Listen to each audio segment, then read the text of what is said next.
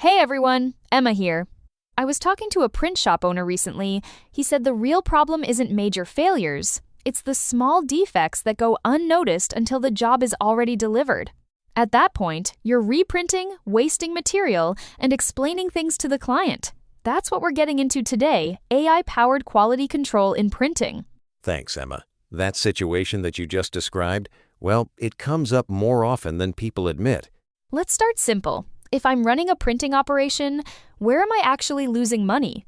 Reprints, wasted material, and missed defects. Small issues like color variation or alignment errors get through during production and only show up later. By then, the job has to be redone. Even if it happens occasionally, the cost builds over time. Manual checks are already in place, though. Why does that fall short? It depends on volume. As output increases, consistency drops. People miss patterns, especially repetitive defects. Fair. But this is where I get skeptical.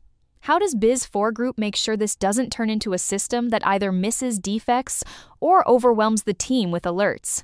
It comes down to training the system on what actually matters for that business. Every operation has different tolerances. Early versions can feel noisy. We refine it using real production data. What leads to rework? What gets ignored? What actually affects the client? That's how it becomes reliable. So the system reflects what the business cares about on the floor. Exactly. That's what makes teams trust it. Let's talk impact. Where does this show up financially? Fewer reprints and less wasted material. That's immediate. Over time, you also see smoother operations because issues are caught during production instead of after delivery. One concern, what if the system slows things down? How do you handle that in real projects? We define acceptable tolerance levels up front. Not every variation needs action. The system is tuned around what actually leads to complaints or rework. That keeps production moving without unnecessary interruptions. That sounds practical. Let's talk about failure. Where have you seen this go wrong? Poor setup is a big one. If the system isn't trained on real defect patterns, it won't perform well. Another issue is over-reliance. If teams stop paying attention and depend entirely on the system, problems can slip through in a different way. And adoption? That's usually where things fall apart. How do you make sure teams actually use it? It has to fit into their workflow. If it adds friction, it gets ignored.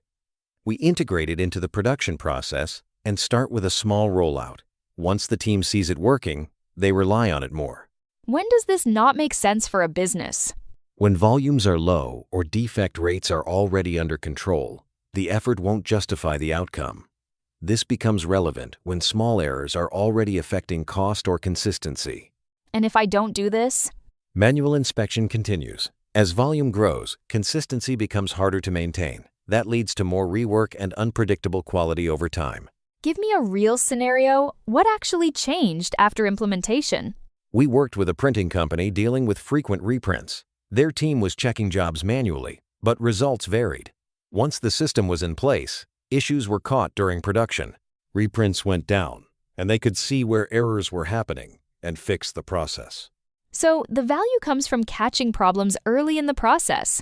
Exactly. If I look at it from a business perspective, it comes down to when you catch the issue. After delivery, it's expensive. During production, it's manageable. So if rework and waste are already showing up, this is worth exploring. If operations are steady, it might not be necessary right now. And for anyone listening, if you're redoing jobs more often than you'd like, that's probably where this conversation starts. We'll pick up another topic from the world of AI soon. Stay tuned.